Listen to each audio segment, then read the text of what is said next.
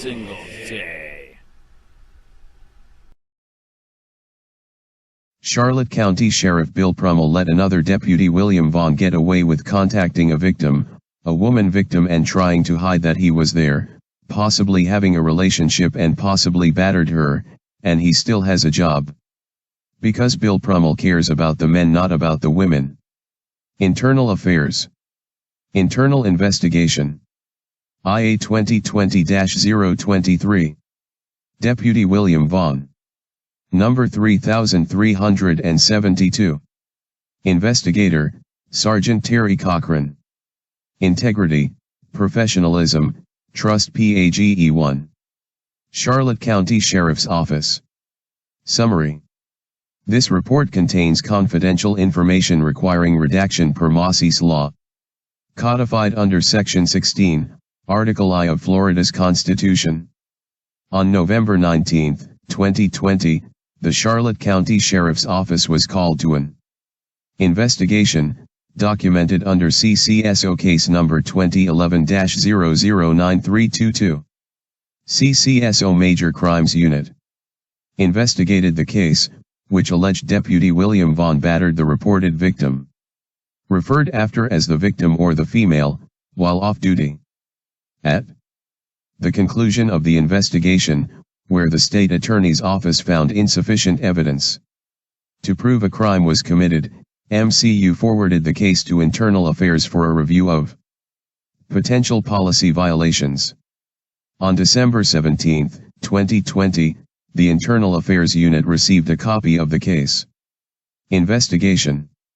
Upon review of the case, the incident of the alleged crime took place while Deputy Vaughn was off duty. However, during the investigation and initial statement with Deputy Vaughn, there was a time when Deputy Vaughn visited the female during the time he was working. Research into that time revealed Deputy Vaughn spent 81 minutes at the female's residence on November 17, 2020, while Deputy Vaughn was working, with no documentation located concerning that time. Due to the long time frame Deputy Vaughn spent at the residence and totality of the circumstances, an internal affairs investigation was requested. Sergeant Terry Cochran was assigned to investigate the allegation. Notification of internal investigation. On December 18, 2020, Deputy First Class William Vaughn was notified he was being investigated by the Internal Affairs Unit. DFC Vaughn was advised the investigation would pertain to Charlotte County Sheriff's Office General Order 3.50 F.4.B.3, violation of official procedures or directives, not endangering persons or property. DFC Vaughn was provided a confidentiality of internal investigations form, which he signed and understood. He was also provided with a copy of Florida Statute 112.532 and 112.533. 2. Victim Amend 6.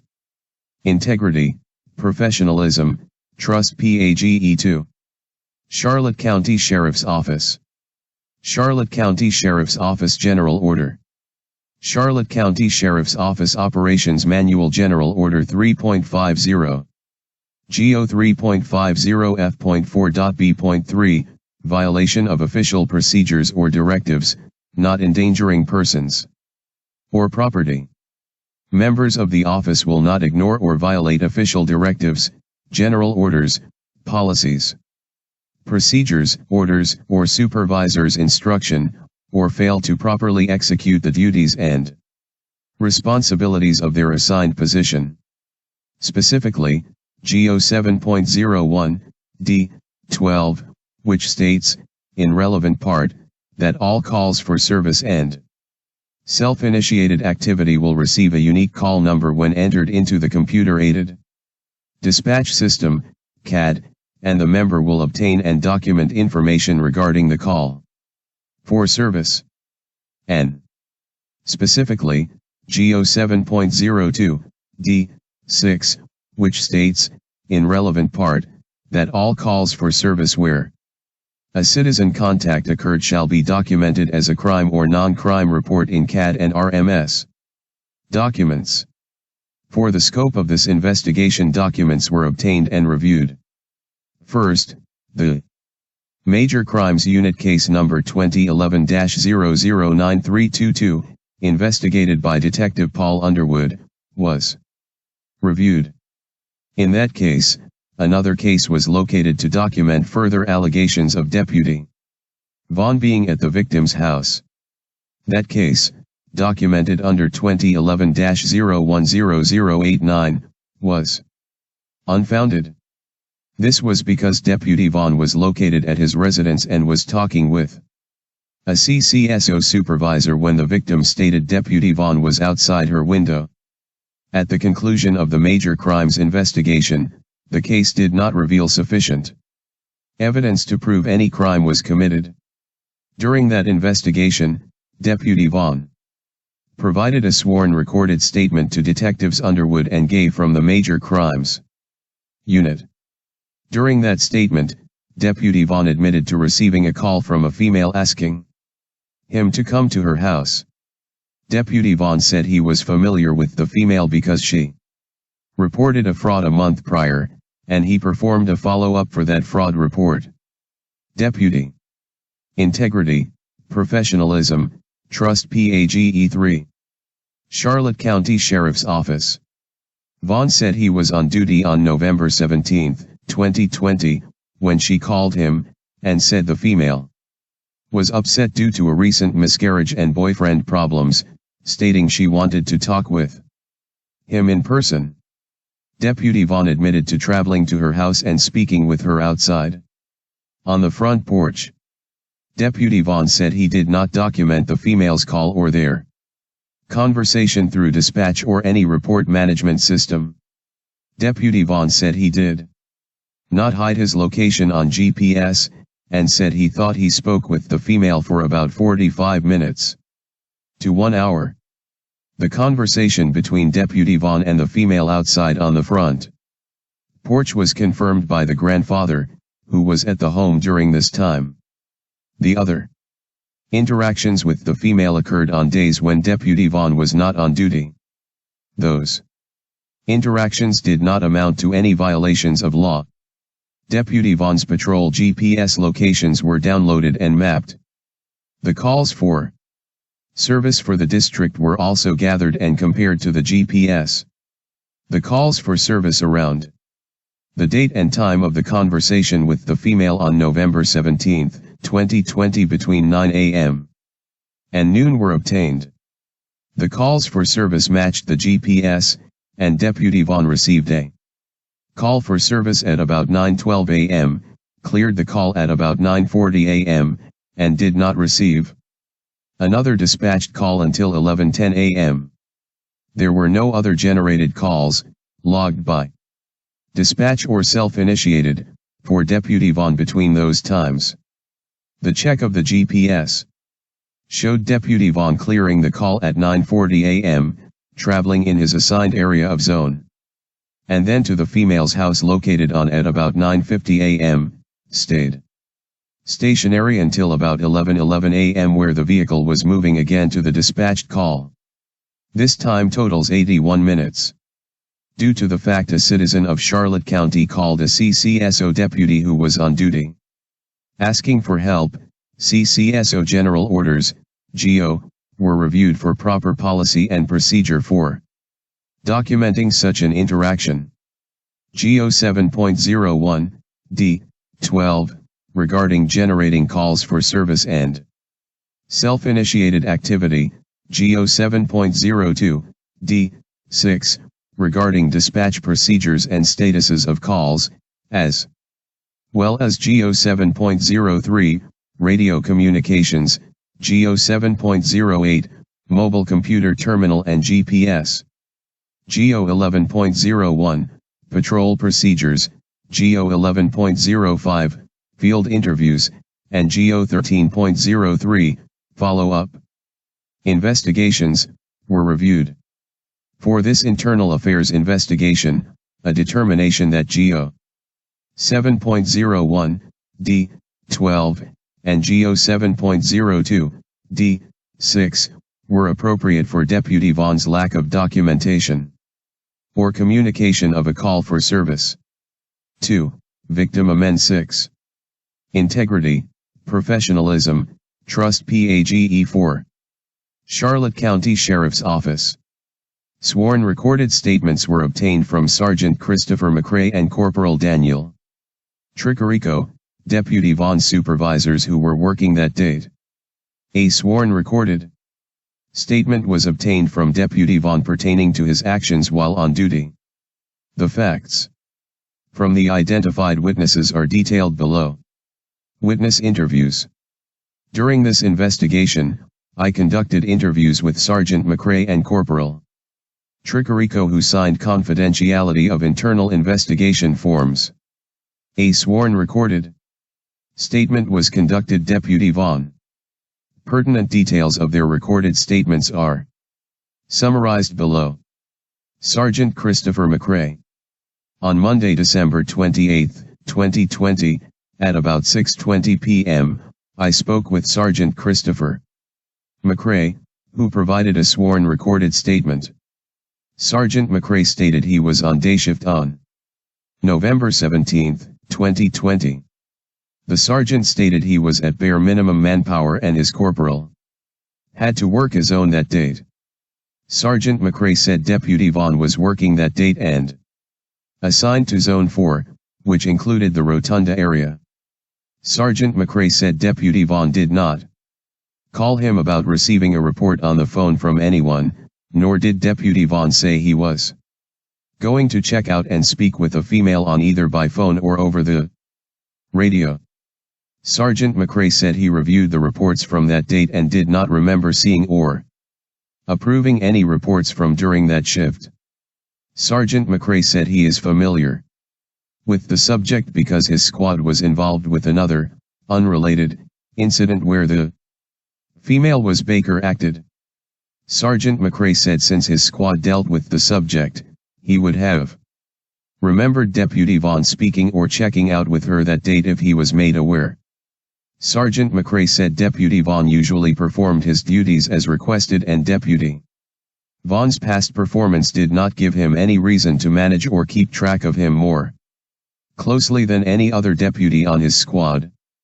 Sergeant McRae said it was not unusual for his squad members to catch up on signing off on policies and procedures and performing timely follow-ups for their open cases. Sergeant McRae said he reminds and mandates his squad members be current on 2. Victim Amend 6. 2. Victim Amend 6. Integrity, Professionalism, Trust PAGE 5. Charlotte County Sheriff's Office. All their old cases and policies with each roll call. Sergeant McRae said it would not be unusual for his members to take some time to get caught up with their tasks. This is a brief summary of the interview with Sergeant Christopher McRae. Please refer to the statement for further information. Corporal Daniel Tricarico. On Wednesday, December 23, 2020, at about 6:20 p.m., I spoke with Corporal Daniel Tricarico, who provided a sworn recorded statement. Corporal Tricarico said he was working day shift on November 17, 2020. Corporal Tricarico said he is a line supervisor but was also assigned to work his own that date because of low manpower. Corporal Tricarico said he remembers Deputy Vaughn working that date but does not recall Deputy Vaughn calling or communicating anything about going to the female's house. Corporal Tricarico said he was busy in his zone with calls for service, so he was not aware of when and where Deputy Vaughn was during shift. CPL. Tricarico said he does not remember approving any reports that date and does not remember seeing or approving any report that date that Deputy Vaughn submitted. Corporal Tricarico said SGT McRae is efficient at going through reports and approving them, especially when he is working a zone. This is a brief summary of the interview with Corporal Daniel Tricarico. Please refer to the statement for further information. Deputy William Vaughn's statement to Internal Affairs. On Tuesday, January 19, 2021, at about 8:30 a.m., I met with Deputy William Vaughn at the Internal Affairs office located at the CCSO headquarters building in order to obtain a sworn recorded statement. Prior to the recorded interview, Deputy Vaughn was provided any and all materials related to this case and given ample time to read over and review all the available information. At approximately 9:20 a.m., Deputy Vaughn was placed under oath and integrity, professionalism, trust PAGE 6. Charlotte County Sheriff's Office. The term perjury was discussed. In addition, he signed and acknowledged he received an advisory of his rights pursuant to the interview. Deputy Vaughn said he has been employed with CCSO for about 2 years. Deputy Vaughn said he was working day shift on November 17, 2020 and worked in a zone that encompassed the Rotunda area. Deputy Vaughn said he took a call for service at about 9:12 a.m. in Zone 2 because his corporal who was assigned that zone was on a call and he took that call while the corporal was busy. Deputy Vaughn said after that call was concluded, he received a text message from the female on his work phone. That text was from a female who he recently followed up with for a fraud call.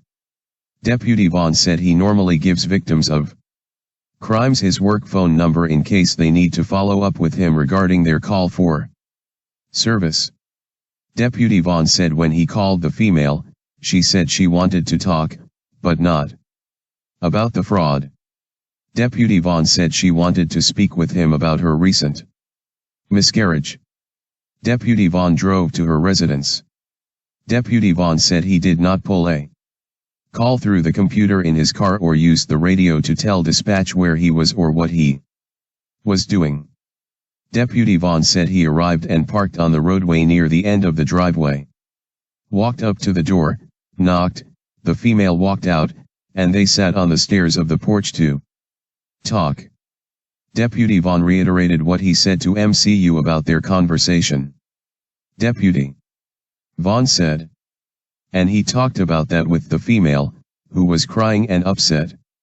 Deputy Vaughn said he recently lost a close family member, so he was also in a rough place. Deputy Vaughn said the female told him her grandfather was inside the residence, and they talked on the porch. Deputy Vaughn said he used this opportunity to not only help the female, but to tell his story to her to help him as well. Deputy Vaughn said the female also showed him a series of text messages from her ex-boyfriend and his new girlfriend, claiming it was harassing. Deputy Vaughn asked to look at the phone, the female gave him the phone, and he looked at the messages, concluding it did not rise to the level of harassment.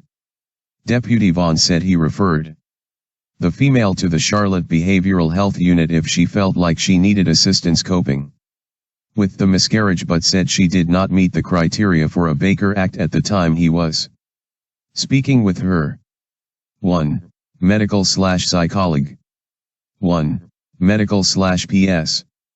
1. Medical/psychologue. Integrity, professionalism, trust PAGE 7. Charlotte County Sheriff's Office.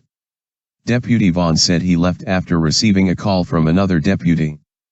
Deputy Vaughn stated he thought he was only at the female's house for about 45 minutes, but after reviewing the documents for this investigation, realized it was 81 minutes. Deputy Vaughn said it did not feel that way, but the facts clearly show it. I also went over the incident at the hotel that ultimately brought a criminal investigation against Deputy Vaughn. Deputy Vaughn stated the next day, when he was off duty, he received a call from the female asking to speak with him again. Deputy Vaughn, like in his statement with MCU, stated he was off duty but if she was in crisis, he would call another deputy to respond to her location. Deputy Vaughn said the female stated she was not in crisis but wanted to speak with him again about her miscarriage. Deputy Vaughn told the female he could meet with her the next date, which he did. Deputy Vaughn said he spoke with the female for some time, and, when he went to leave, he turned around to say goodbye and the female was standing too close and they kissed. Deputy Vaughn said they both immediately pushed each other away and said that should not have happened. I referred Deputy Vaughn to the CCSO policies and procedures regarding documenting calls for service. I went over the circumstances with Deputy Vaughn that he received what basically was a call for service from the female. He responded to the female's house, he spoke with the female about her concerns and gave her instructions on where she could receive services. There was also a complaint of possible obscene phone contacts. I also went over the second call, while off duty, that would be considered a call for service. Deputy Vaughn admitted that he should have pulled a call for service to document his interactions with the female. Deputy Vaughn said he did not document anything about the conversations. Deputy Vaughn said he now understands the importance of documenting contacts with citizens for future reference and for other shifts to utilize the information. Deputy Vaughn said he did not contact his supervisors regarding this conversation. Deputy Vaughn said this whole circumstance has been a giant learning experience for him as a new deputy.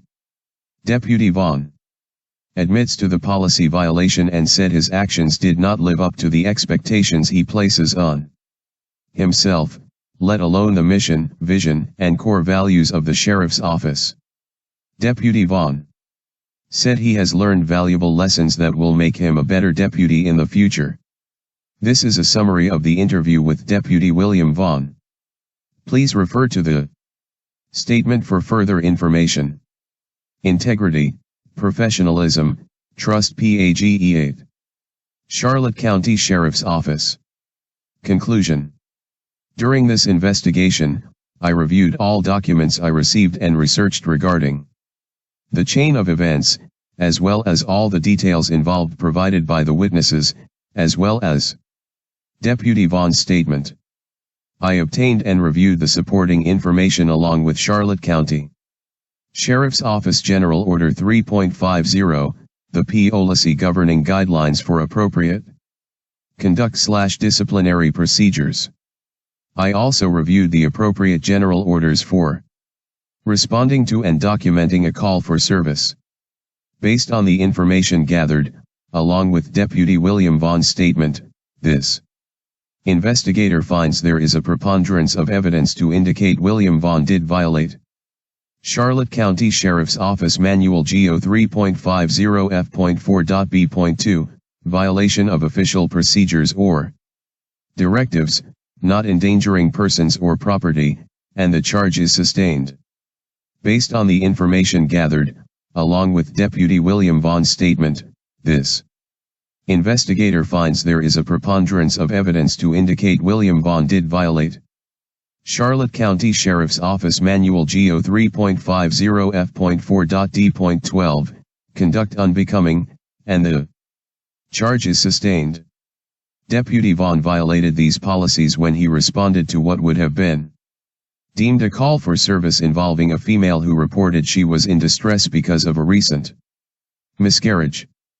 Deputy Vaughn responded to the female's address, spoke with her at length about her problems, including another complaint about possible harassing phone calls. Deputy Vaughn spoke with the female for 81 minutes prior to leaving her residence.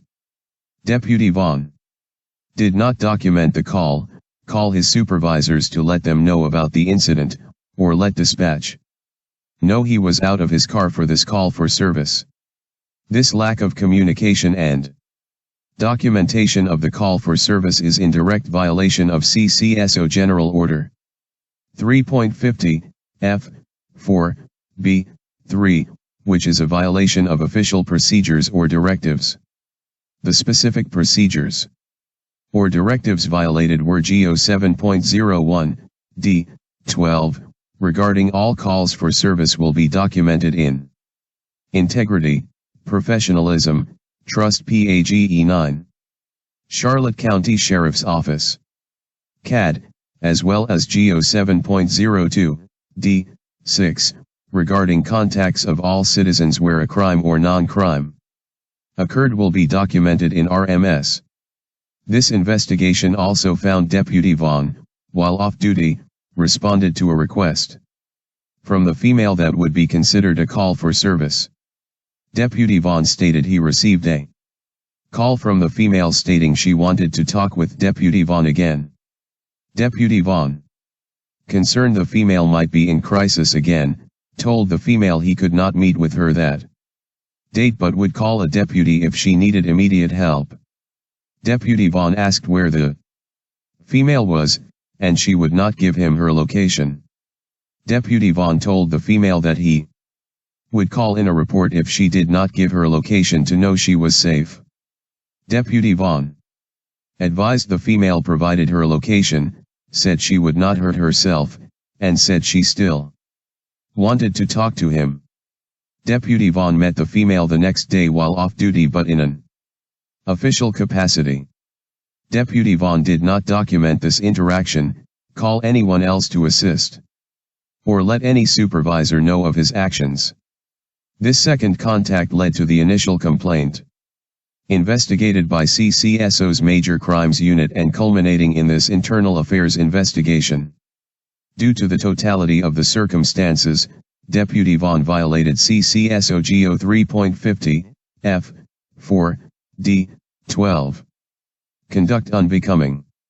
Deputy Vaughn's conducted himself off duty in a manner which brought this office into disrepute and reflected discredit upon the member. Deputy Vaughn readily admitted his mistakes. Deputy Vaughn stated he received a big gut punch that I have had to swallow by not documenting the reports or contacting his supervisor about his actions. Deputy Vaughn said he realizes his actions did not live up to CCSO's mission, vision, and values, and he apologized for his mistakes, noting that he learned a valuable lesson. I, the undersigned, do hereby swear, under penalty of perjury, to the best of my knowledge, information, and belief, I have not knowingly or willfully deprived, or allowed another to deprive the subject of the investigation of any rights contained in SS 112.532 and 112.533, Florida Statutes. /S/Sergeant T. Cochran No. 2317. Sergeant Terry Cochran No. 2317.